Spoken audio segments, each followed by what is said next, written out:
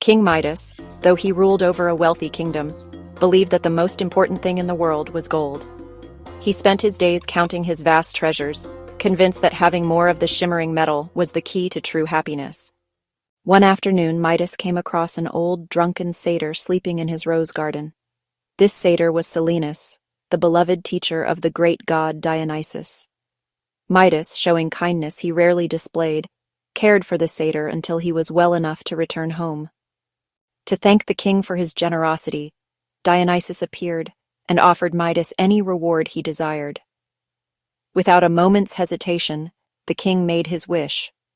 "Great Dionysus," he cried, "grant me the power to turn everything I touch into purest, shining gold." "Midas, that is a dangerous wish. Are you certain?" the god replied, his voice heavy with warning. But the king insisted.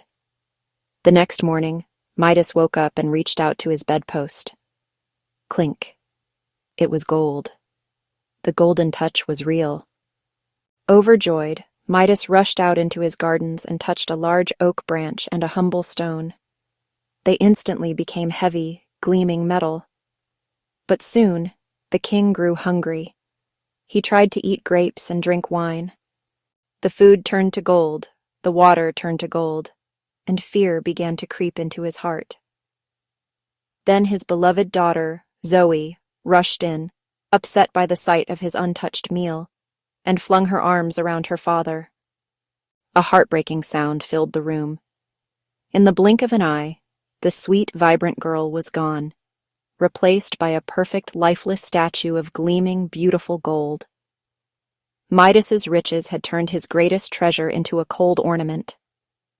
The king wept and prayed, truly realizing the emptiness of his terrible greed. "Oh, Dionysus," he begged, "forgive me. Take away this awful gift. I would give all the gold in the world to have my daughter back."